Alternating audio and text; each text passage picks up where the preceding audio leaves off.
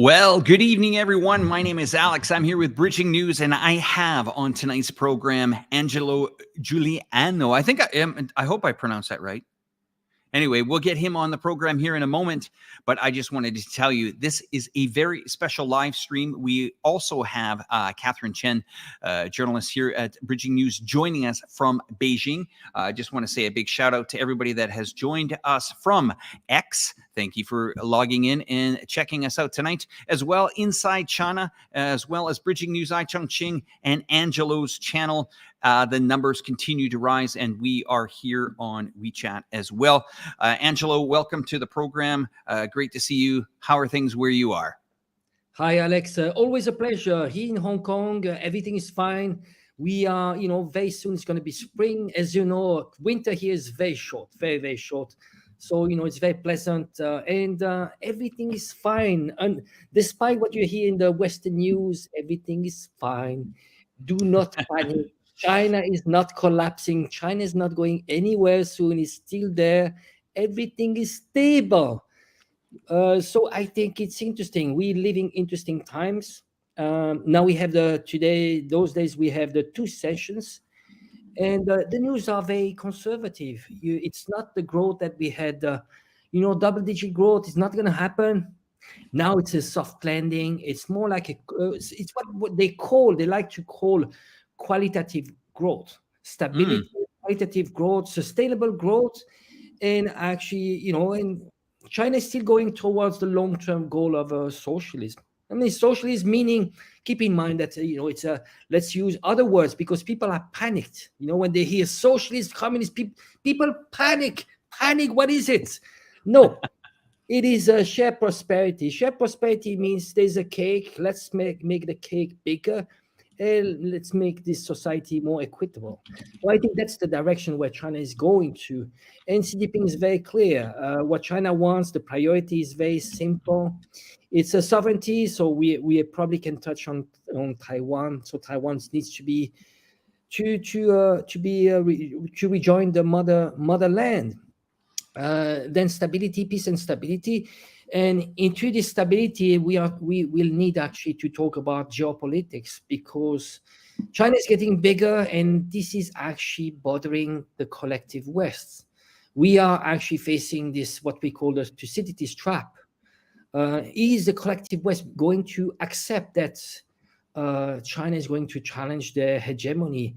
Which, by the way, China is actually a peaceful emerging power, which actually is striving through peace and stability, while the West has been striving through actually chaos. If you look at the history in the West in the last, since World War II, it's been actually thriving through chaos around the world and containing the global South.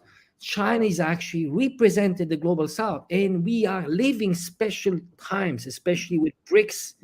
BRICS is the revolution. People need to understand that China is actually leading revolutions around the world. BRICS, and also I think it's important to understand there's a project called the Belt and Road Initiative, One Belt, One Road, which is the largest project of infrastructure in the world, in world history.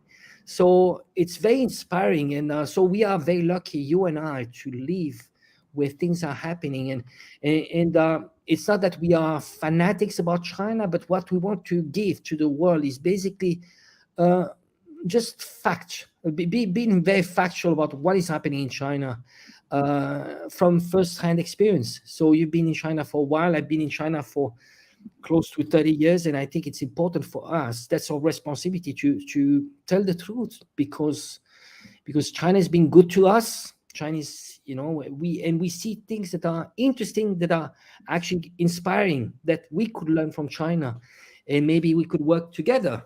Why do we have to have those frictions? It's not a pissing contest, excuse me the language.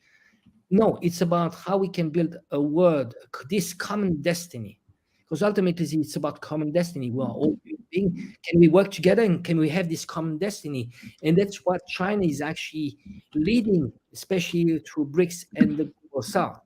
And we have defining moments around the world. We have Ukraine. What happened in Ukraine was actually entering to new paradigm, that into a shift towards multipolar world. And now we see another front in Gaza, and we see probably they're preparing a front in Southeast Asia. So many topics we can touch on. Where do you want to Sure. go, Alex? Where do you want to Well, shift? now that I've got you on the screen, and I just want to say thank you so much for joining tonight. I mean, you are, I call the words of wisdom. You're very helpful in understanding and letting the average person really understand what is actually going on here in China. And what I wanted to ask you is, I mean, you're a finance guy as well. You've been paying attention to the financial markets over the last year here, and also you're really trying to get a grasp on where is China going to bring the world here in 2024. Have you heard much about the two sessions before I really educate our viewers what two sessions is? Because the average viewer might not have any idea what it is. But what have you seen in the headlines? We'll talk being in Hong Kong, of course, mainland China for me here. What have you read in the headlines here? And maybe what is not quite getting into the Western headlines, where maybe, doesn't matter how much good news comes out of China, they paint it in a different way. Maybe you can give me your perspective, because you got, both worlds here. You've got quite a bit of connections to Europe. So my question to you very clearly is, China has given us some very valuable information today. Is the West getting the message from China that China is ready to accelerate here in 2024? Give us your outlook. Well, the West has an agenda when it comes to the news on China. You know that part of the Western media are actually propaganda tools, so they need to depict China in a dark way. The reason is very simple. Some of them are actually funded by the US State Department from a Western government, and they are clearly antagonizing China. To give you an example, the US has a budget of $500 million only to produce negative news on China. So there's an agenda there. And I think also there's a strong bias. I think it's very deep inside the subconscious mind. If you are told your whole life since you were a kid that China is bad, communist is bad, without even understanding China, without even understanding what communist means, then people are selective in what they want to know about China. While in reality, when you come to China, it takes only 24 hours to change completely your whole view on China. We saw, did you see like Tucker Carlson? Tucker Carlson, he went to Russia, and actually it was a slap in the face. And that's what people would have if they were to go to China. So I would advise people just go on your own and, and see what China is. But ultimately, one thing which is extremely important, whenever we actually are talking about China, we are looking with Western lenses, and this is actually very, very wrong. And so it's impossible for us to be objective about China. What is objective is Chinese looking at China, and it needs to please Chinese, not us. So what we do, and probably you do it yourself too, is we talk a lot to Chinese and we get their input, and there is a strong consensus that the majority of people actually love their system and they're happy because it's a system that has delivered. You see, the last 40 years, China has lifted out of extreme poverty 700 million people, and there are lots of metrics. One metric is simple. Is very, when you walk around the cities in China, what do you see? The level of infrastructure. I've seen China 30 years ago, and I see it now. 30 years ago, you had cities like Shenzhen. Shenzhen was a few 100,000 people 30 years ago. Now it's a city, extremely modern city of 15 million people. So you see the physical changes. You have the high-speed railway all over China, tens of thousands of kilometers. You see those changes, and people are in China very proud of the achievement of their own countries. And all the metrics are there. People have a better life than their parents. And to give you an example, just this is like insider stuff from China. They used to say they used to call it sandajian. Sandajian was the three conditions, the three things you needed to have, and that's 30, 40 years ago. It was a bicycle, a watch, and sewing machine. That actually you were already rich. That was something that actually people were seeking. Now it's very different. You need a car, a house, and a bank account. I mean, it gives you, and those were the conditions. Actually, there were, just for the story, it was the preconditions to get married. So we used to joke about this, So you see the changes, and that's within 1-2 generations. From the Chinese perspective, they're happy, and again, there's an aspiration of China is to be reunited too. The topic of Taiwan is very deep inside inside Chinese thinking, because this would actually end the century of humiliation. Because remember, China has been occupied. Taiwan was a Japanese colony, and Taiwan ultimately needs to get back to the mainland. And so this is something that we can touch on too. And this is actually one of the topics that they have in Beijing these days, is to reaffirm that Taiwan needs to get back to China. They used to say it needs to get back peacefully. Now they're getting a bit stronger wording, because they know that the Taiwan DPP, which is controlled by the US, is actually challenging more this status quo. Let's talk about the increased budget here. We've seen a couple of things. You can see along the bottom here some of the things that have been agreed on. China's central bank governor says there's room for cuts in bank reserves and requirements. Also have some more comments as well.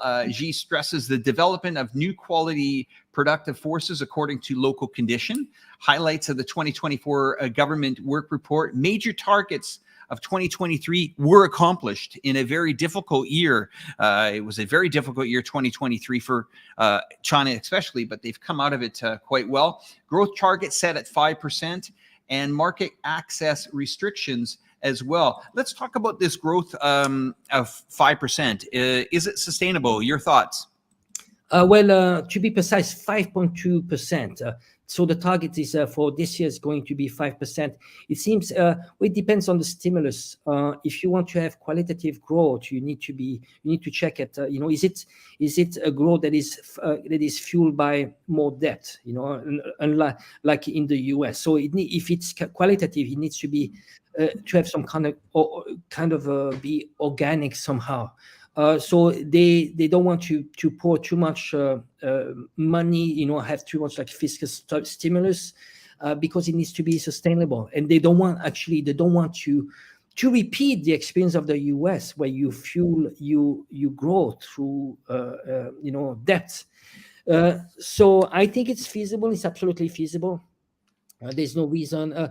But also there's one thing which is really important. People tend to forget that this is China's growth is very much correlated to the rest of the world's growth. So when the world is actually sneezing, well, there's, of course, there are repercussions in Chinese economy. So let's not forget that whenever we talk about growth, it's in GDP, it's not the absolute growth. It needs to be relative to the rest of the world.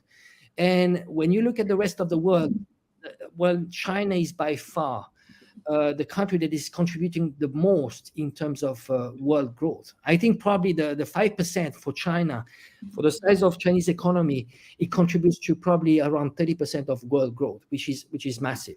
The rest of the world, it's very anemic. We have some countries in Europe that are in recession, and the rest, all the collective West has an anemic growth. And also, when we need to also, this whole concept of GDP, we need to challenge that concept of GDP. A lot of GDP in the West is completely inflated because it's a financialized economy, just because it's a profit-based, not purpose-based. And I think it's important also to look at the level of industrialization we have in the West and we have in China. China is probably 2 times more per I mean, the GDP, when it's probably 2 times more industrialized than the West. The West is very much fueled by services and inflated economy. So probably my personal estimate is probably, if you were to do two adjustments on when we are talking about GDPs, the first one would be to adjust it to purchasing power parity. That's the first one. And if you do that adjustment, the Chinese economy is probably 30% larger than the US economy. And in addition to that, you need to adjust into like this inflated economy. We have the West, which actually it's just a bubble. Probably China is 2 times the size of the US economy. So you see, I would say the only weak point when you look at the structure of Chinese economy, the only weak point that China has is its dependence on energy. And this is why when you look at geopolitics, for China, it is extremely important that to have those strong relationships it has with Iran, with Saudi Arabia, with Venezuela, and especially with Russia. Let's look at this comment on the screen here from Nicholas Byrne. It says, I heard that China produces close to 50% of its energy from sustainable sources. Example, river, dam, hydro, electric generation, which is close to the total U.S. production of energy by non-sustainable means. Now, the reason why I'm bringing up this topic and why I'm putting these comments on the screen, Angelo, is clearly people have to understand that when China does implement things, there is a plan in place. It's not parties that are divided or being funded by lobbyists to push through a certain agenda. China, when they get together, especially this 2 sessions, they put down their strategy. It's an important one. They go through all dynamics of the economy. They also go through the safety and security of their people that live in this country. They go through every single aspect of what drives the economy. They also go through what makes people feel safer. Is it increased security? Is it increased national security? Is it infrastructure? Do we need more roads? I mean, we are talking about a country that has 1.5 billion people. This requires a lot of planning, and that's why this 2 sessions, for the average viewer that is watching today, we'll go through it. I'll explain to you how it works, and you will get a better understanding of why this is a country that is working. It doesn't need to take the advice from other countries. For example, why would we take advice from the United States of America on homelessness? They can't finish, you know what I'm saying, Angela. They can't solve that problem. Why would we take advice from other nations that have a massive drug problem? Well, we wouldn't. And that's why China has its own set of standards that they are trying to implement. You got to remember, this is a massive country that for example, we had just gone through the Chinese New Year's. It's one of the world's largest migrations in the world. We are talking hundreds and hundreds of millions of people crisscrossing the country, whether it's by airplane, whether it's by road, whether it's by rail. And this is something that I think people really have to understand. So let's look at this comment here, and we will get the other comments on as we go along with the show here. Our audience is starting to grow, so thank you very much for coming into the program. And if you're from Angelo's channel, thank you for tuning into it as well. And it's great. We got a nice little following on our X accounts. That's probably got something to do with you, Angelo, so thank you for that. But let's answer this question that's before us, if we could. Well, 50%, it's very interesting, this sustainable sources. I would say that where China is extremely strong, and it's very smart when you look at the approach, especially when we talk about hydraulic energy, so the dams project. There are some projects in Tibet that are actually much larger than the 3 dams project, which is the largest hydraulic project in the world. Those single projects that we have in Tibet actually would produce enough energy for the whole Great Britain, for the whole England. So So that gives you an idea. And this actually, as you said, this requires planification. But you see, the China, because it's not a system which is based on election cycles, they don't have the pressure to actually make people happy on giving some handouts. It's not because they don't have the pressure to make people happy just like this, and tell them what they want to hear. What China has is it can plan, so with a scientific approach, because those people are all engineers, mathematicians, scientists. They have a scientific approach just to see, well, how can we, what is needed, what the economy needs in terms of energy, and what we can plan for the next 5 years, 10 years, and the next generations. You just mentioned before the problems of drugs, homelessness, Yeah. and all the divisions. I don't like bringing that up often, but No, but it is important. We have to. You see the problems that people might understand China if we have something to compare with. In reality, what we have in the West is a dividing system. You say the problem of homelessness, but that's the system that wants the problem of homelessness. You need to put people into a survival mode. So you're in a survival mode. You are not actually you're not the dissidents. You are not, you don't have energy. You just struggle the whole time just to make ends meet. And your main worry is, how can I feed myself? Survival mode. Do you have the luxury to protest? No, you don't, because you're working on 3 jobs. Now comes drugs. Well, drugs, it makes yourself numb, right? You see numbness. So what you do, you watch Netflix, you watch porn, and something else that you do is you divide people.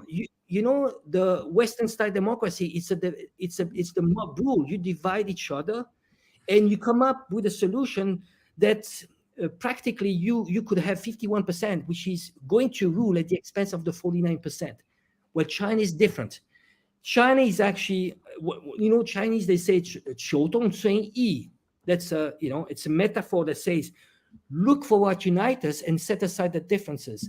So whenever politicians debate, there are debates and they struggle, but they come up with a solution that is actually going to be in favor of the whole, the 100%. It's not because you have the power that you are actually going to forget the rest. No, the idea is consensus. So it's a very different approach. While in the West, it gives you an illusion of free choice, but it's not a free choice, because the politicians are listening to whoever funded them, not who elected them, and they control the rule of the game.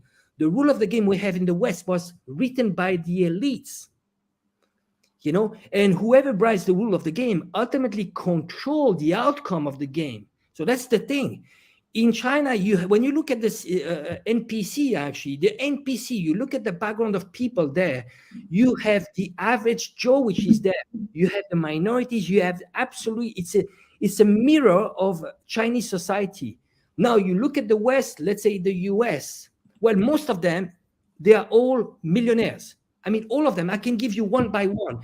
The least millionaire, and Bernie Sanders is probably the poorest, and it's probably around $5 million US. But the rest are all above $50 million. Nancy Pelosi, she's over $100 million. That's incredible. So basically, it's a government by the elites. In China, you really have a government for the people, by the people, and of the people. So they come up with solutions that are for the people. And if you make a clear distinctions right now, you look at the NPC, you will not find oligarch. In China, you have very rich entrepreneurs. They are billionaires, like Jack Ma. But you will never see them in politics. On the contrary, they really avoid. And I think Jack Ma was trying to have too much weight into politics by pushing policies, especially on banking, actually was shut down, because you actually do not have people with capital that comes into the system, because they want to keep it for a system which is for the people, and that's the objective here. Oh, I cannot hear you. Your microphone is.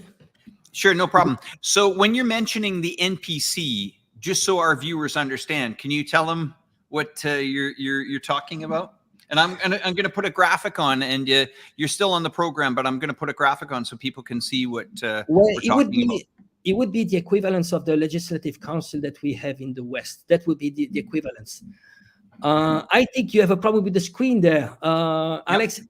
Yeah. So, and the CPPCC is actually a consultative body where you have people all around, experts from all around China that join together. But I think Angelo, just to cut you off for a second, as you're talking about this, I'm going to put the slides up, okay? So that's what I'm doing, just so you see what I'm doing, right? Yes, absolutely. And so when you look at what is happening in the NPC, basically it's what the West, they like to call it a kind of a rubber stamp, but it's a formality. All the work has been done together before. And here it's about really looking at what was done the last year and what is the plan for the coming year. So we're now looking at, just to give you an idea, the viewers, so they can really understand. And let's compare this to maybe the United States. So we got the CPPCC. We want the United States, or the people in the audience, to think of similar to like the House of Representatives, right? Where you have nearly 2,200 representatives. So think of that as the House of Representatives, but we've got the CPPCC here. Now the NPC, I want you to think of that as kind of like the Senate, right? But in China, it's a little bit different here. It's not just made up of the elected officials here, but also people that are educated, whether it's scholars, professors, people with knowledge of, certain types of science, scientists, MBAs, majorly educated people. And these are the people that really kind of make decisions as well. So you got the CPPCC, and then you got the NPC, which is the National People's Congress. That authority belongs to the National People's Congress as well. And then as we come down here a little bit, there's nearly 3,000 delegates. The NPC is larger than its US and British counterparts combined. So this just shows you the engine that is organizing this country. It's absolutely massive, okay? And we'll go down to this other slide here, the largest parliamentary body, the third major difference between the NPC. And I'll just skip right back up to the top here. Although they begin just days apart, they are actually very separate affairs. But, the way I look at it, it's, they're all meeting here. And this, I don't know if the viewers can see that this is the Great Hall of the People here. Look at the size of this building. This is pretty serious stuff here. You can see that we are actually going to go live inside the area. I think you know this, Angelo, that this is a very heavily restricted area right now. It is pretty much blocked off from, I think, all public for the next almost 10 days. Your thoughts every year when you see this event? Maybe you can share us your thoughts. Well, it's massive, but this is it's pretty much you need to put into the perspective of the size of China. China is not so much, it's a civilization state. It's a continent. So imagine just a continent. It's just massive. People tend to forget that the complexity, the diversity of China is extremely complex. So the events you have, whatever events you have in China, and including political events, that's a different scale. But what is important here is that you have people coming to Renmin Dahui Tang, this building, that are coming from all around China, and this is the event. But it's basically you have to imagine the same as the yearly review you have in a company. So you had the set plan for 1 year. They come back and they say, well, what had happened? Did we hit the benchmark we wanted to hit? And what is for next year? But the good thing is that it is a scientific approach. You would never actually, in politics in China, you never have leaders that could come up and say, well, I'm going to promise you the moon. We are going to go to the moon. No, it's very simple. You know what? The West, in the West, but it's very cultural. They want emotions. Make me dream. I want to dream. I'm going to sell you a dream. Martin Luther King, do you see my dream? And the Chinese, they'll be like, oh, you know what? Why don't you, breathe a little bit, come back, rational, be pragmatic. Is my life going to get better? Are you going to deliver? What are you going to do for me? And what is the plan? And you have the politician that is going to set up the plan, but on a scientific approach, saying, well, those are the investment. This is the return on investment. This is the fiscal plan, and we are going to stick to that. And guess what? Whenever you come at the end of the year, because they had a scientific approach, they actually match the target, because you have people that are not selling you what you want to hear. They are going to tell you what they are going to deliver. Big difference. Not what you want to hear, but what you are going to get. So we got a lot of questions to comb through here. I'm going to answer this one, and then we'll go on. I've got about 5 back-to-back for you to help me out here with Angelo as well. This is from David again. There are lots of concerns about the U.S. banking sector right now. The excessive derivative leverage will mean bank runs at some point. Funny that you mentioned that, David. Just last year, at this exact time, we see this news clip, SVB depositors to get their money as part of a Fed plan. As well as this headline last year, Fed announces emergency lending facility to shore up U.S. banks. Yeah, I truly, honestly believe that the derivative market is holding up a lot of these banks and S&P 500 companies. We just saw some major alarming news coming out of Apple yesterday that their sales have plunged in China. Okay, never underestimate the Chinese. When you back them again to the corner, you try to sanction them, you try to ban their product, you try to stop research and development from coming, you try to stop 5G coming from your country, you stop to put tariffs and sanctions on all these items coming to China. Guess what? They either reinvent the wheel or they find new markets with their partners and their friends. And we call that the Belt and Road Initiative, which has been spreading, to my last count, this summer when I was at the forum in Beijing on the Great Wall of China with, of course, Carl Zaw as well. And Carl, if you're watching tonight, hello. But it was over 153 countries that have signed up to this BRI.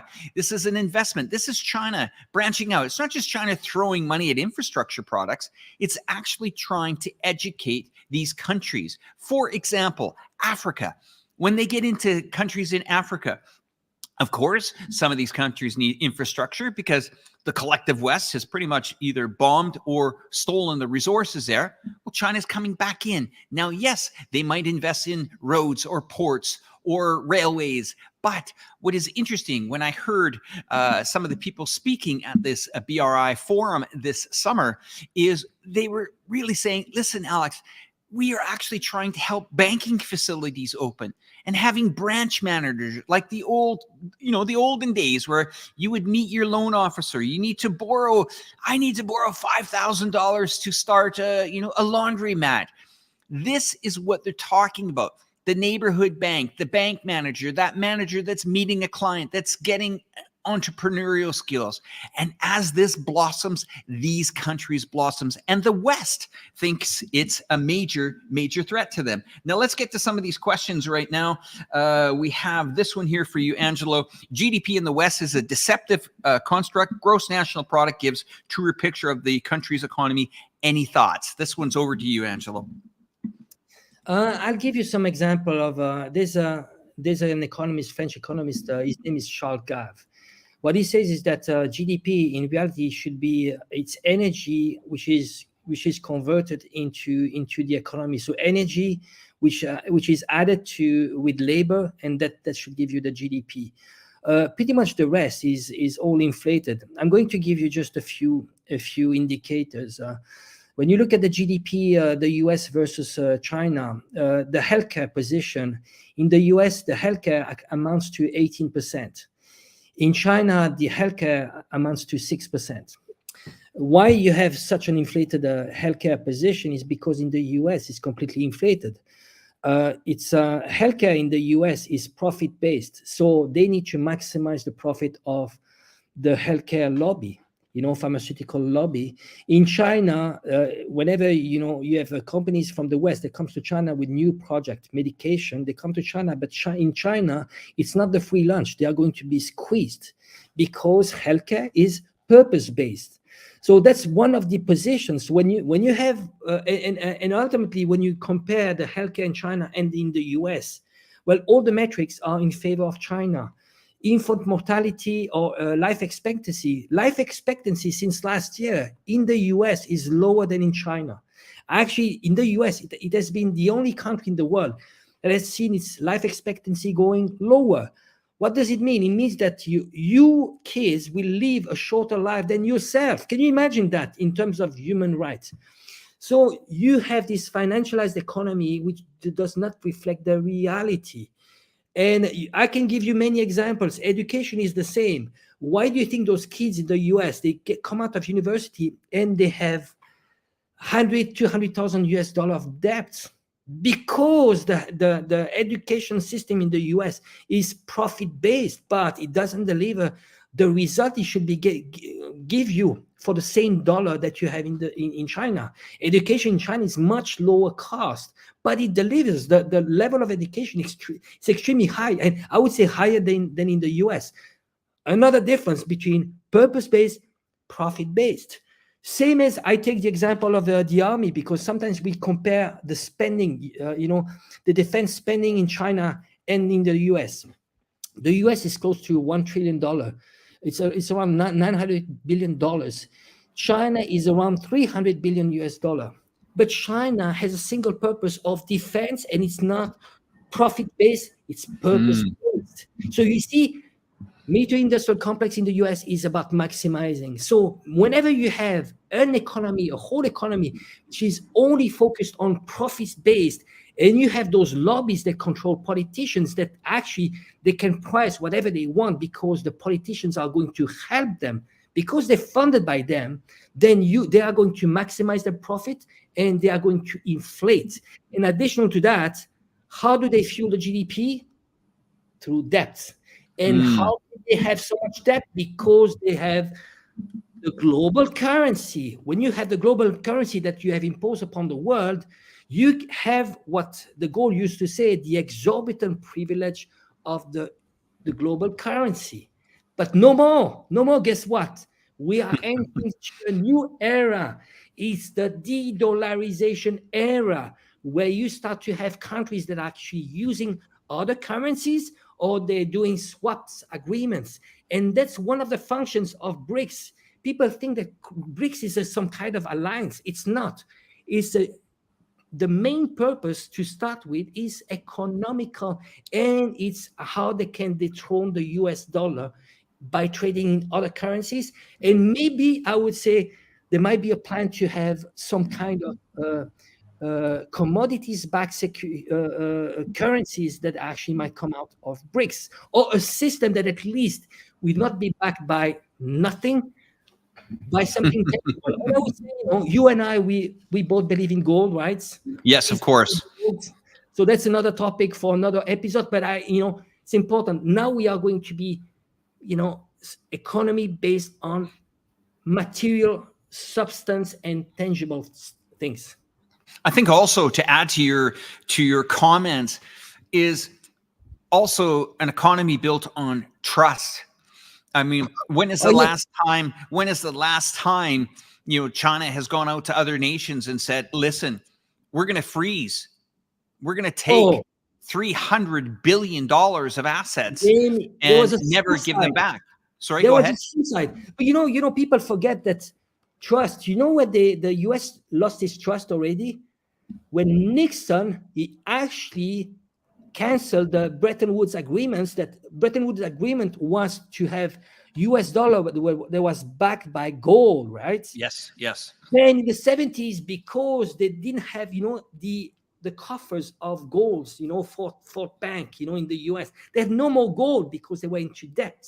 And actually the gold sent a ship to the US full of the French sent it to the Bank of New York. And then, he forced them, give me gold. And then, Nixon, he was panicking because you know, there was a lot of debt, especially because of the Vietnam War, and Nixon panicked. So he came on TV and he said, for the time being, we are actually going to cancel the peg to the US, to the gold. So since then, the US dollar was just paper currency, and they've been imposing upon the world. You see, what was the US dollar has been backed. It used to be backed by gold, but later on, it was backed by the US Army. Meaning, what does it mean? It means you have a gun here, and if you don't use US dollar, you dead. And Saddam Hussein and Gaddafi, they died. Petrodollars. And the petrodollar too, absolutely. And you understand that the petrodollar had to be brought back in to buy T-bills. That was part of the deal. They were actually forced, if they're going to use the American dollar. I do see backstage Catherine, who will be joining the program here in a couple of minutes here before we get through the questions. She is live in Beijing, and she is out there with a delegation from Chongqing, the city where this program is being brought. I'll give her another minute to get her camera ready to go there, and we'll continue to go through. We had a comment from David that says, Angelo's right. They use homelessness as a weapon against the workers, since the vast majority are only a few payments from becoming homeless themselves. There's a lot of people in that situation, a lot of people watching this program that are equally frustrated. Here we go on to Nicholas, taking advice. Good point. Check out how the EU Commission takes advice in general. By the way, corporate lobbying exposes relating to development road systems in the EU development plans came directly from corporate. Terrible stuff.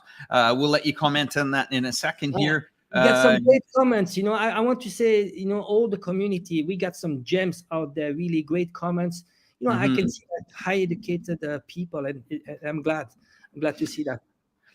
We're coming up to about the 45-minute mark here, and the audience is now starting to build here. Thank you very much for joining this program. And I think this is one of the highest Twitter views that we have actually seen on our Twitter account. So thank you so much for connecting. I'm just see if I can get a thumbs up from Catherine if she's ready to come on the show. If she waves to the camera and she tells us she's ready, I'll bring her on. I think she is ready. Let's bring Catherine onto the program. Catherine, how are you in Beijing? Fine. Thank you, Alex. Hi. So hello. Yes, hi. We're going to introduce you to the audience. Catherine, you can just tell us who you are, because you haven't been on this program before. And thank you so much for spending some time with us. Tell the audience who you are and what you're doing out there in Beijing at this time. Okay. Hello, everyone. I'm Catherine of Chongqing and Beijing News. It's so busy these days. I just finished an interview with a deputy MTC, and also I joined the news conference just now. So yeah, quite busy. You see, I follow the Chongqing delegation to Beijing, and the hotel right now I stay is also the hotel where the NPC deputies stay from Chongqing. Actually, there are 58 totally of them. So if you don't mind, Catherine, we'll bring up a photo here, and maybe you can explain this photo. I'll bring it up onto the screen here in 1 second here. There's you, of course. We got a photo of you. And we have four photographs here. The top corner looks like, you can explain maybe what they are if you can see them, okay? Yes, those are the photos taken yesterday, I think. Mostly were taken by me or by James, who joined the event yesterday. It was an event of an open day to the media of Chongqing delegation. It's also one of the first of the 2 sessions this year. And also it was the first one since 2019. Due to the COVID, there's a suspension of this kind of open day. And it was overcrowded, actually. Unexpectedly, there were more than 180 journalists, both from both domestically and internationally, journalists crowded in this meeting room. Yeah. And you see, for yesterday's event, there were two parts. The first one is a group discussion about the government report, which was released yesterday morning by the Prime Minister, Li Qiang. And the second part is to answer the questions from the media. Yeah, that photo actually was taken by during that event. Okay, that's the press corps there. So, Catherine, can you maybe, if it's okay, we can ask you some questions. We have Angelo with us as well. I think Catherine might be turning her camera around. She wanted to show us some stuff here. Angelo, okay, here we go. We got Catherine back as well. Catherine, some questions. First of all, maybe I can ask what kind of questions the media were asking.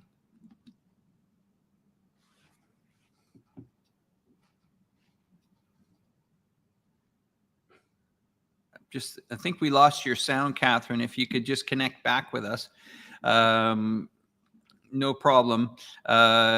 Maybe connect back. We'll keep you behind stage, or we'll just leave you there for a moment. Angelo, some analogy of Beijing here and what's going on in the area here over the next couple of days. Your thoughts on what could potentially happen? Any more big news that you think will come out that will, shock the world? I mean, so far nothing. Maybe some reshuffle. Sometimes there are some reshuffling, but slight reshuffle. It's a possibility. Just HR. I would say HR reshuffle, but there's no indicator about this. I would say it's a phase of consolidation, really. The question, I would say the main question would be stimulus. Do they want to, are they're not happy about the 5% target growth? Maybe a bit more, and then how aggressive they're going to be, or are they going to be more conservative? I would say, they'd be more conservative. I think it's a phase of consolidation more than anything. So, Catherine, I don't know if Catherine, I think she can hear you now. I think she can hear us. So, Catherine, you can hear us? Yeah, everything's good. So, we have Angelo on the panel here. Angelo is a geopolitical commentator as well, and he would like to ask you some questions, if you don't mind answering them for us. Go ahead, Angelo. I would say for our audience, what is the profile of the people? You have a delegation of over 50 people. Can you give us more or less the profile of those people, the delegation that Chongqing is sending to the NPC? What is the profile of those people? If you can give us maybe some idea on how representative are they of the people of Chongqing? Actually, there are delegates from Chongqing, both government level, municipal government level, and the district level, and also from ordinary people. But they are all deputy to the National People's Congress. So absolutely. 58 of them, I have to say, most are from the, from the grassroots. Absolutely. Yeah. I think this is the most important thing for our viewers, is that people need to understand that people that are actually be sent from Chongqing or from any parts of China are all, very often they can be like grassroots people, and sometimes we practically you have ordinary people that can be potentially be sent to the NPC, which so. It's just to highlight this is very much like a representative. It's very representative of the people, average people in China. Yes, actually they do. So I just interviewed some deputies to NPC from Chongqing. Most of them, like scientists, like entrepreneur, and also a teacher, a school teacher. Even we have a taxi driver, yes, and the villager, the officer from village. So you can see. That is amazing. This is an amazing information. This is extremely important for people to understand that You have people from the grass, yes. potentially. So you have potential people that of a extremely high level, government level, Yes. but being close to an average person. Yes. It could be even practically a street cleaner could be potentially at the NPC, which is just amazing. Yes, actually they have group meeting together to deliberate the government report. You see, that's quite important thing. Yes, could you tell me what is there any review that you commenting on actually results on Chongqing, how Chongqing has been performing on 2023, the performance in terms of GDP contribution of Chongqing, the growth. Anything you could tell us about Chongqing? Actually, like the mayor said on yesterday's event, he mentioned about Chongqing. You see, last year our GDP has reached 3 trillion yuan already.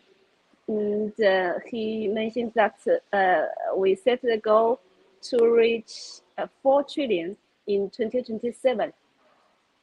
So Wow. you can have the idea.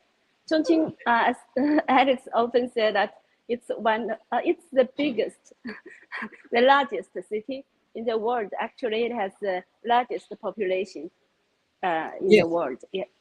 Could you explain maybe the profile of Chongqing when it comes to China? Okay. Chongqing is what we call a 直辖市. Can you explain? Yes, it's a municipality under the direct supervision of the central government. It's located in the southwest of China, and also you can see Chongqing is also an industrial hub of China because it has the most sophisticated industrial chain in China. So that's why we now we are trying to boost our industries, especially smart industries in China. And Chongqing also, you see, it's international logistic hub in the Western China. We got the China Europe Railway, and to the northeast, and we have the IOSTC, International Land Sea Trade Corridor, to the south, and we have the Yangtze River Golden Way to the east. So you see. Yes, absolutely. It's a very important hub, and it's growing very much. I mean, the status of Chongqing as being a municipality having direct contact to the central government, it's been how many years? I think probably 15 years. It used to be part of Sichuan province, right? Yes. And then it was taken away. And how many not taken away. Not taken away. No. How can I explain? It was kind of separate. I don't know how to say. No, actually, right now we have the twin city. We have Chengdu, Chongqing economic twin city. So we're being combined together under this national strategy. So it's not being taken away. No. We're being united again. Well, actually, the strategy right now, and we see it, they're trying to do those hubs, they're combining cities. And that's the trend. We have the Greater Bay Area also in Hong Kong, Guangzhou. So they make like big triangles, and the overall population can be like over 100 million, and so they're creating like kind of, it looks like a larger city, but they're combining cities together to create bigger hubs. It's a city cluster, actually. It's a national strategy. Chongqing, Chengdu, Twin City Economic Circle is the fourth of its big city clusters in China. I think that's also is kind of national strategy to boom the economy in the west of China. So you have Beijing, Shanghai, you have Greater Bay Area, you have Chongqing, right? And Beijing, Shanghai, and Yangtze River. Yangtze River. Alex, what's the third one? I think Speaking Chinese. Which is third one? He's an expert, actually. So we've discussed the city clusters. Yes, city cluster. Which is the third one? No, So we got all of a sudden. Beijing, Shanghai, Shanghai, Shanghai. area, and Chongqing, right? I think so. Yeah. Beijing, Shanghai, and also the Great Bay Area. Yes. The area, absolutely. Yeah, Great Bay Area. I believe so. Yeah, yeah. I mean, you know, there are five major. Is that correct? Am I right on that number? We are the fourth one. Yeah. So the Do Yangtze you remember River. yeah. You produced the video named. Yeah. I'm just going through it now. I'm trying to remember all of them. I feel like a young college student on here.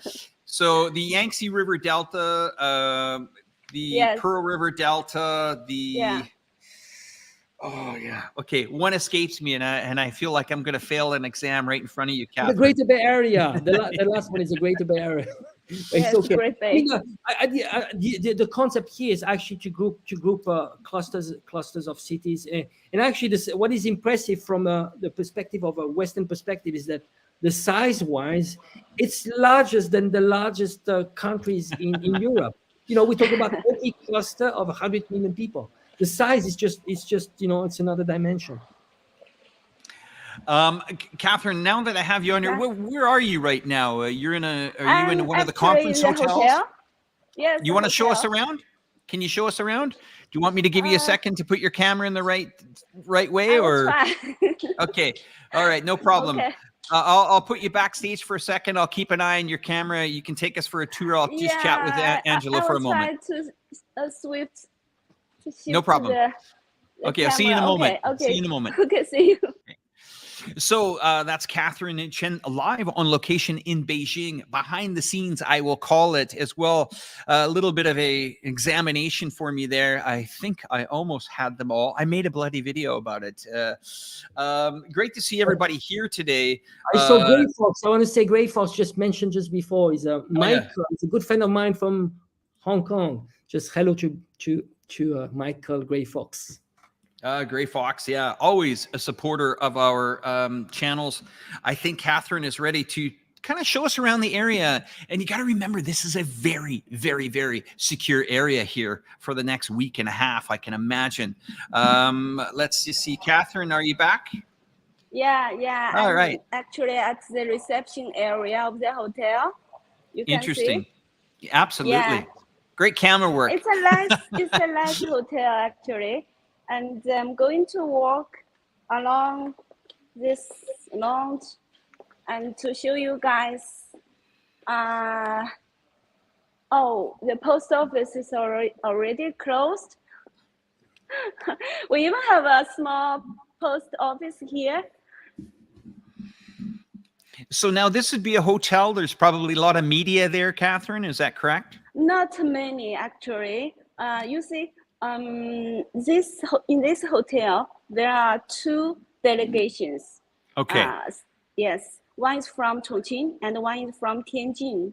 All are municipalities under the direct supervision of the central government. Is interesting, and only I think more than 10 journalists are allowed to follow the delegation. I'm lucky to be one of them. Okay, what's this room? Here's a mini bookstore, actually. Bookstore. Is it redwood precious furniture? I don't think it's very expensive. No, but it looks nice, actually. Yes, it's wooden. Yes, for people that haven't been to China, yeah, inside hotels, it's very much like there's lots of natural stones, marble. I think it's one characteristic of Chinese hotels. A lot of natural stones and ceramics. Yes, a lot of natural materials, wood, and I don't know, maybe it's a jade here. Jade, yes. That looks like jade. Now, Catherine, is it really hard to move around in that area right now? I guess it's probably very secure with all these delegations going on. Actually, with my pass card, I can. I can work in this hotel in most areas, I think. Now that's you, but what about the average person in the city? No average person. Nobody can enter because it's it's very very restricted. I think it's probably VIP. Absolutely. I've been okay. to hotels where they were restricted, and I think it's yes. During this 2 sessions, the security is very, very strict. And here I show you guys about a report on. Okay, here is the target on the government. No, sorry. That's okay. I think is that tomorrow's? Yeah, I see the 7th is listed on there. So yes, we got the 7th tomorrow. Tomorrow's is the agenda for the deputies in this hotel for Chongqing delegation. So okay. Tomorrow. Wow. That's busy day. There. Busy, yes, very busy. All the deputies, they have a very full schedule, and I think it's very interesting that even they are very busy, they are very kind to receive any request from media. Okay, we'll give you a second. Is your camera okay there? If you want a second, we can give you a second and come back. Is it all smooth now? Is that okay? Yep, it's okay. Good. Someone said is somebody just asked me if CNN is there, Catherine. CNN? Yeah. No, actually, but yesterday there were journalists from CNBC and from economics, and also some Japanese media. Yeah, but I think they are all the Western medias are all there. I don't. And also, there's no Associated Press in China, right? Can you confirm that, Alex? I think even the CIA-funded media are still present in China. I think it's not so much a restriction. I think even Voice of America, which is one of the propaganda arm of the US, is in China. So it's this relative freedom of media, as long as they do media and they don't do regime change agents, I guess. Now, there's something I want to mention, and most viewers can't see this back-end data like I can see it right now, and I'm seeing where the people are starting to come in and watch this show. But something's interesting here. Some cameramen still work here. Okay. You can see still work here. So what I find interesting about today's program is this is the first time that we've seen Twitter accelerate on our viewers. And I think that's got a lot to do with Elon Musk has really cleaned up Twitter and had it really focused on other parts of the world here. I'm quite astonished actually by the viewers that we've got coming in from Twitter, which is very interesting. It's the first time I've seen it like that. And normally, Angelo, of course, your help with Twitter, you find a lot more engagement on these types of events and these types of things that go on. I've seen you get, relatively heavy into conversations about these certain things. Maybe tell us why there's more engagement today on Twitter than, normally we have on live streams. What could it be? I would say there's a strategy of Twitter. Actually, they're trying to move into live streaming. They're starting to be much more active when it comes to spaces. I advise people to go into Twitter Spaces. You have some really interesting conversation. You have all topics happening there, and there's a little bit, I would say, relatively little bit less shadow banning or of those restrictions on Twitter relatively to other social media platforms like Instagram, Facebook, and so on. But I would say there are still some restriction when it comes to some topics, sensitive topics like Israel, Gaza. I think Elon Musk has been more flexible, but I think long term, I'm not that confident. There are still there's only so much that Elon Musk can do on Twitter. He's getting some pressure from the EU, from the US State Department.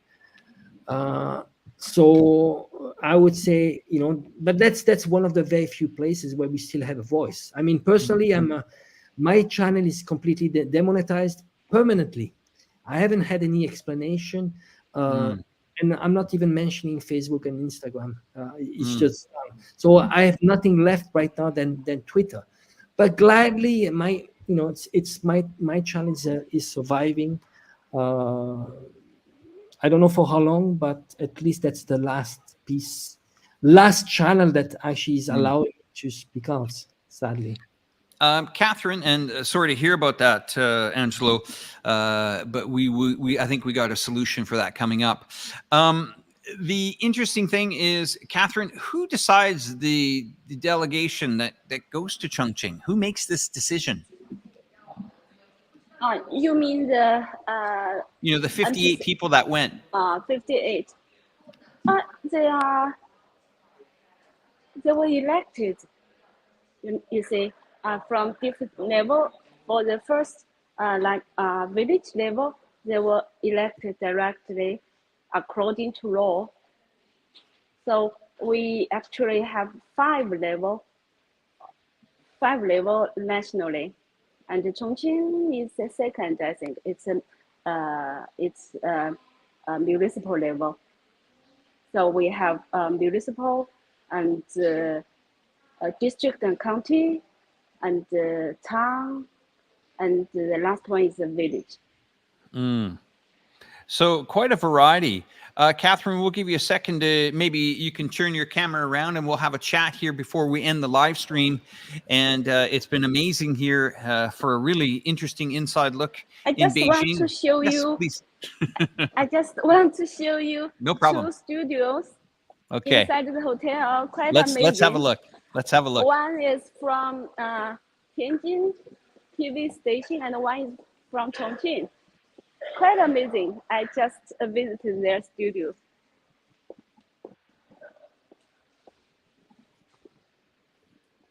So it's interesting. It's a fascinating. I wish I was there. What is happening there in China is just amazing. But can you add? Do you want to comment, Catherine? The system of election is a meritocracy, right? Could you explain a little bit how it looks? Wow, that changed. You got big channels there. It seems like they are all busy. All the media are extremely busy. Wow. Working Have a look hard. at this. Absolutely. It's a virtual studio. Amazing. They even got 3D. So the whole world is looking at what is happening in China. Yes. Everybody is looking at China because quite amazing, right? The this is center the of studio gravity. from Chongqing TV station. Oh, that's all the Chongqing TV station. Absolutely. Yes, wow. yes. We even moved our studio here.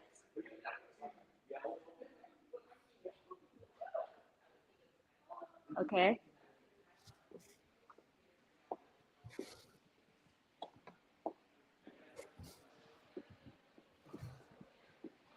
So could you explain, Catherine, a little bit the system of election? So people, it's a meritocratic system. So basically you need to deliver results. It's pretty much the best actually are elected, and they are elected by their peers. So one thing is that they need to deliver results, but at the same time, they need to be elected by their own peers. That is pretty much how it is working, right?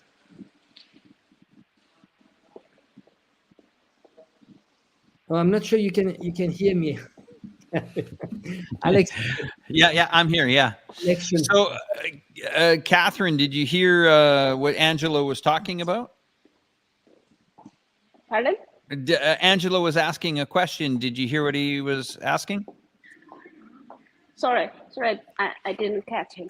Repeat the question, Angelo. Catherine, the system in China. So people from Chongqing that are going to Beijing to the NPC Congress, they're pretty much it's a system of election of meritocracy. So meritocracy is it's the system that you need to deliver results. If you are good, you can be elected by your peers, and you climb up to the levels. Up to the levels of being able to go to Beijing, right? Yes, it's kind of China's whole process, all people's democracy. Let me Yes, find yes, a yes. place. So it's if you are good, I mean, you need to deliver results so you can climb the ladder of power. So it's result based. It's not if you are, it's not like populist in a sense that you tell people what they want to hear and you can climb up the ladder of power. You know, it's based on results. Yes, like the MPC itself, you know, all the deputies, they have a term of 5 years. Each one have 5 years term, and they've been selected by that area.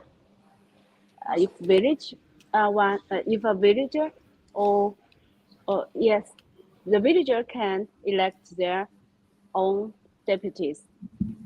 Yes, yes.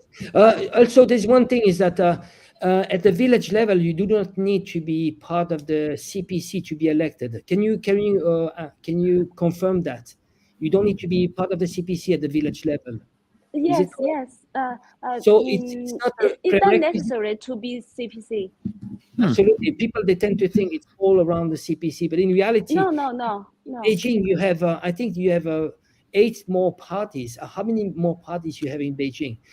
Of course, you know the CPC is centerpiece in the system, but they still allow other parties to be part of the. Sure. Especially like the CPPCC, right, Alex? Yes, correct. Yep. Yeah. Especially the consultative. For that part, Yeah. You don't even not need to be part necessary of the to be party. CPC. CPPCC, you don't even need to be part of a even politician. It's just a consultative body, so you can be Sure. just an academic, not being part of the political process, right? Yeah. So, Catherine, what we'll do is we'll give you a second to turn your camera around so that you can do the outro with us. Yeah, no problem. I know how difficult it is to be mobile, so I'll give you a second there. We'll come back to you in a moment, okay? And once I see you on camera, all right. So, Angelo, thank you so much for shouldering that, responsibility to help me out managing here. You know, there's a lot of stuff that goes on these live streams behind me. I don't know if you guys are aware of this, but if I look away on the screen, sometimes that means that I'm looking at your comments. I do have a new device that is going to help me with that in the next couple of weeks, where I'll be able to look right there into the screen. I'll be able to see Angelo. I'll be able to see your comments, and I will be able to see and run this show properly. Angelo, I just want to say that, you know, you have been a considerably amazing voice here for China. You do a lot of this, on your own time, on your own dime. You have a passion for media. I mean, you're an incredibly intelligent guy. We used to have some great live streams with Brian Berletic. I hope that Brian Berletic will get back onto the airs and do some Friday night live streams with us. That would be absolutely fantastic. But, as you know, we in China here, we understand that this is an incredibly important time here and an incredibly important, roadmap ahead for 2024. And Catherine, I just want to say thank you as well for giving us a real good inside look on what is going on inside Beijing at this time during the 2 sessions. I'm without words here, looking at our Twitter, normally we get maybe 5 to 10 people clocking in from our Twitter. On our Twitter tonight already, about 240 people are watching just from Twitter alone. So that means that there seems to be quite an interest in this topic and these subjects. Yes, I see that. By the way, I'm sitting on the chair right now. It's open. Is it comfortable? Yes, quite. Because I'm getting a little bit tired. No problem. I'm going to whole day non-work. Yeah. I'm going to pass the microphone over to Angelo. Angelo, Catherine's there for any more questions. If not, have a quick chat. You guys talk about it, and once you're done, we'll wrap up the show. Sure.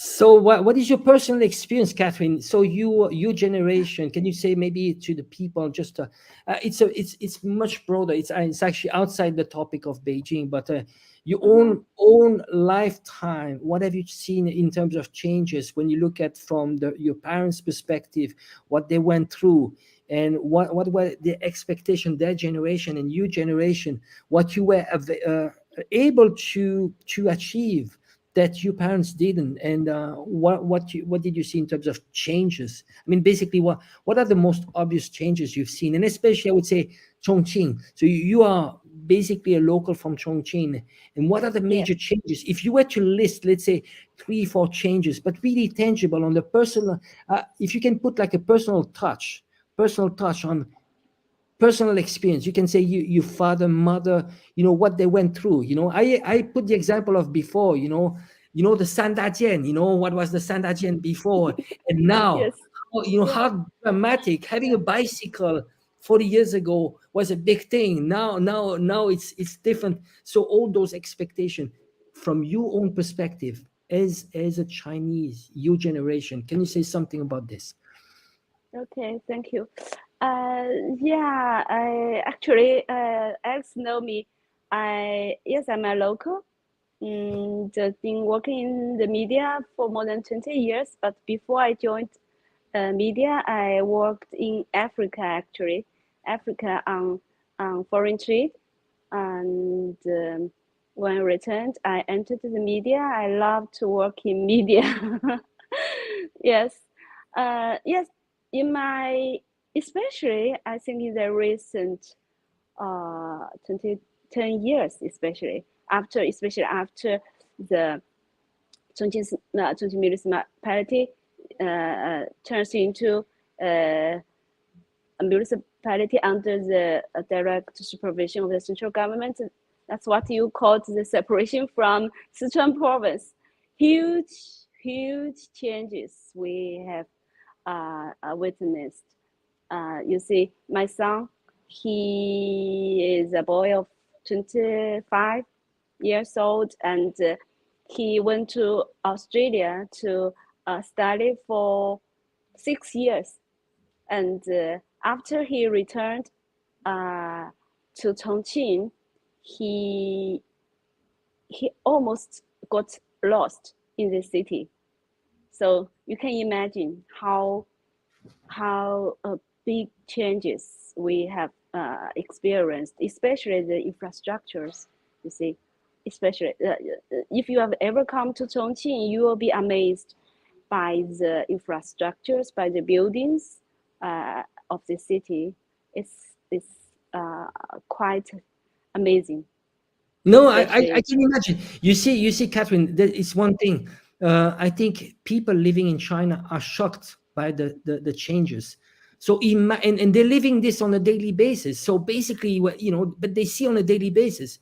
So from someone, so they get used to it. Outside to overnight Chongqing. I've been to Chongqing, but you know what? It was already almost like 10 years ago. If I go back now, I'm sure I will not recognize. And those are the changes you see in China. It's just, it goes sometimes even for Chinese, it goes too fast. Fast. You see whole district completely changed. And I think it's the size and the speed, that we are not used in the West. Those are the main things that we have, right?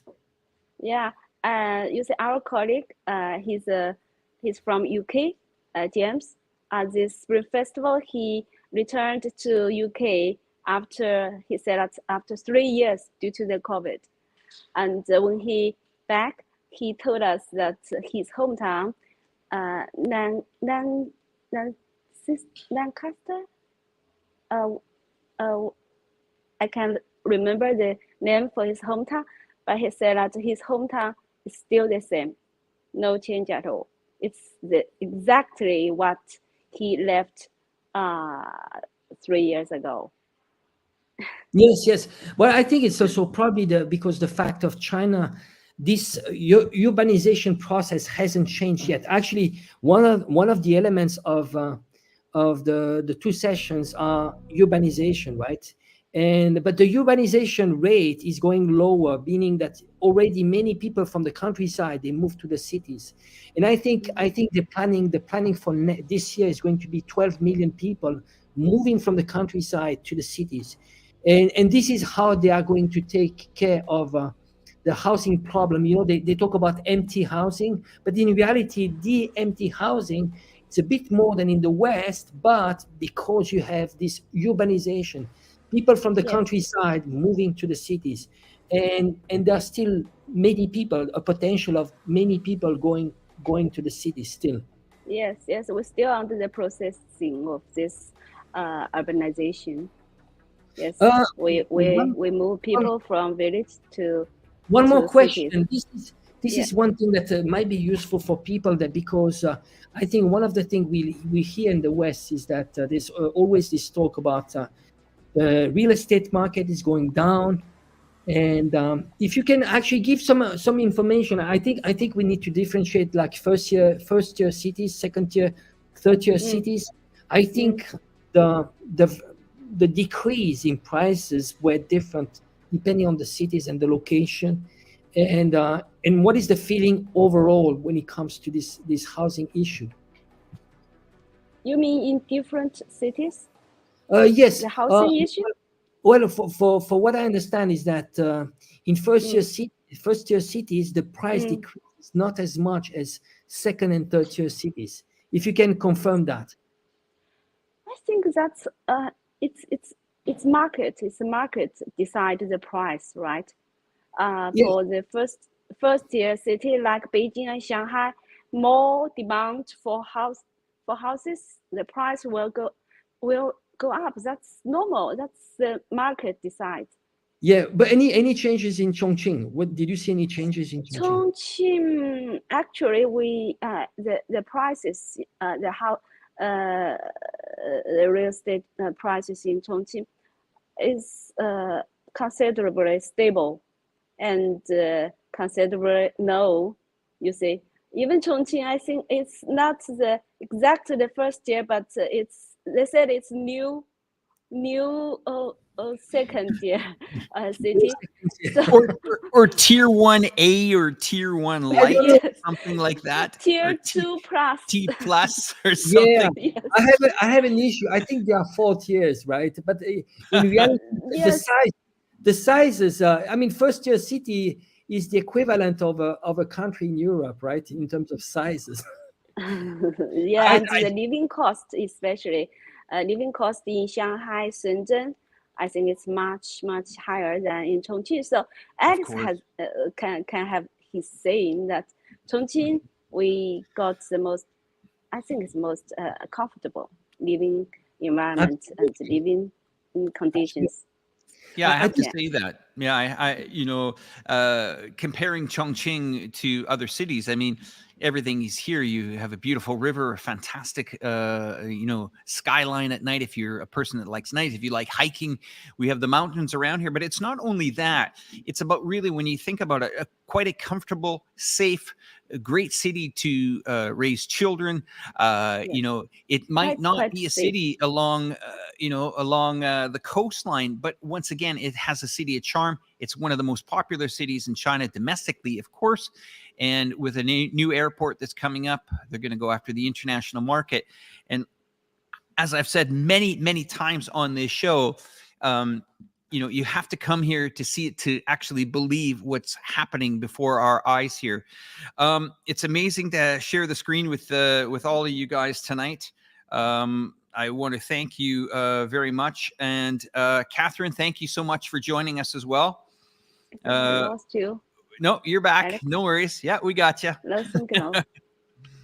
I think we still got her. No worries. Let's give her a second if she can see us. One sec. Okay. You got us. All right. No problem. Yes.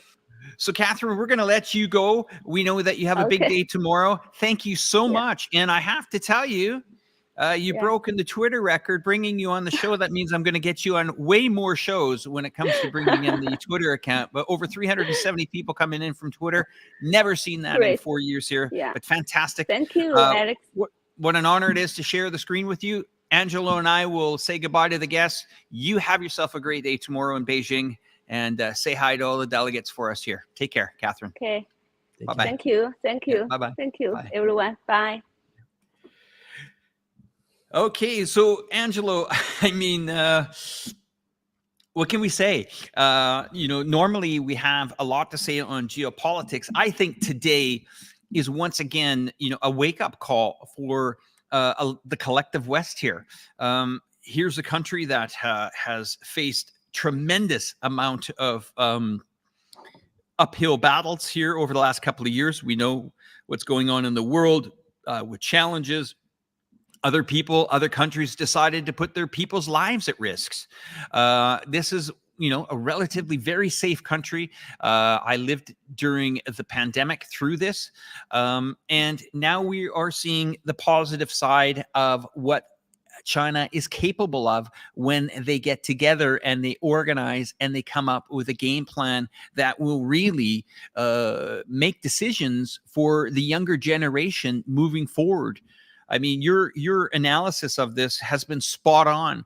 I've known you for a few years. I've met you in person just recently.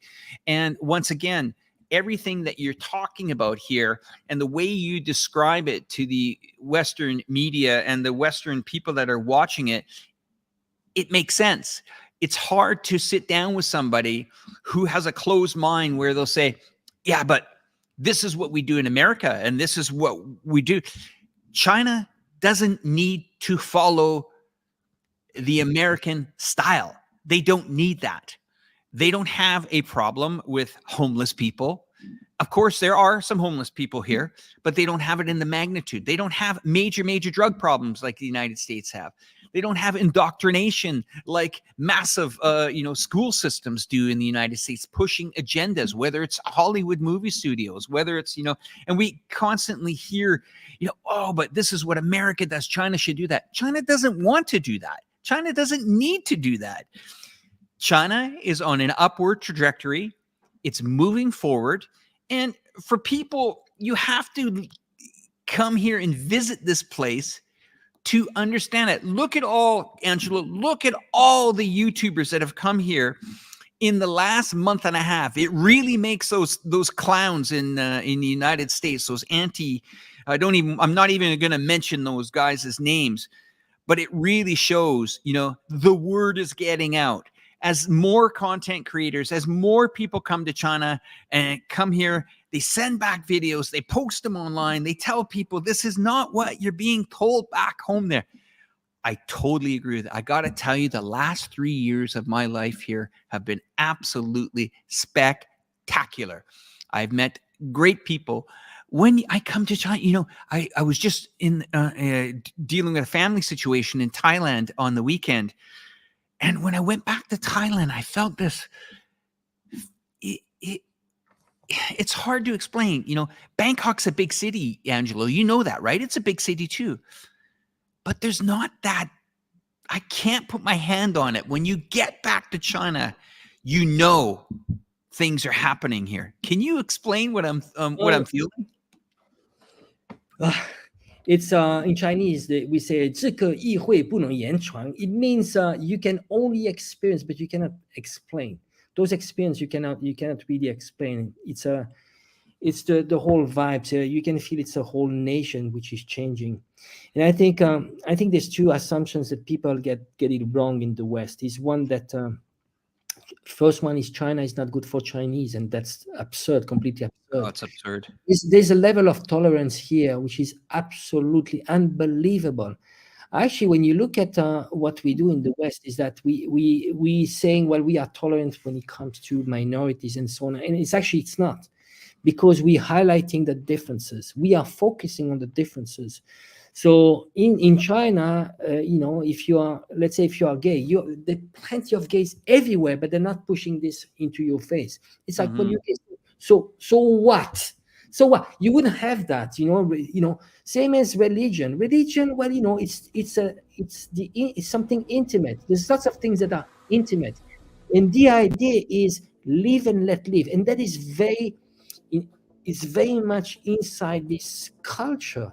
It's a culture of tolerance, but how you can live together. But it's because of the realities of China. It's so complex, so diverse, and so on. You need to be tolerant. Limited resources, many people, you need to be extremely tolerant, and that's how it works. But it's extremely tolerant for absolutely everything. So live and let live. And when it comes to outside relationship, it's, well, you know what? You want to work together, we work together. If we have tensions, well, let's not work together. But let's not focus on those tensions. And it's very practical. China, the approach is about engagement.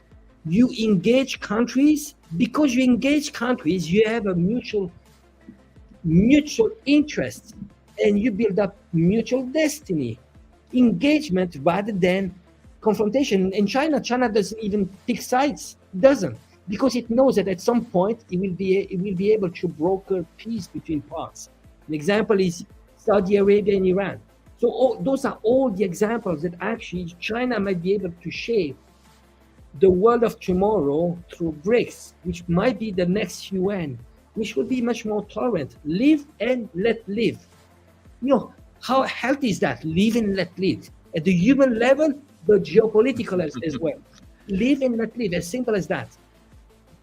Well, Angelo, we got to do a lot more of this. I know you got a busy schedule. I got to be on, Russian television here in about 20 some minutes. You're going on another channel. You're needed. Let's hit the music. Let's let these people enjoy some beautiful scenery here in the fantastic city of Chongqing in southwest China, booming metropolis, population of over 32 million, 37 connected bridges in the city, 14,000 throughout the municipality. This is one city you got to get to. What an honor it is, of course, again, to share the screens with Angelo. Angelo, I've got your channel up there. Please subscribe. Look for him on Twitter. Trust me, you want to follow this guy on Twitter, man. The engagement that you get on Twitter is astronomical, and we're going to bring that to the program at a later date. We'll go say goodbye to the audience here. We're going to ramp up the music, and we'll have a little bit of an intro or outro video for you guys. Talk soon.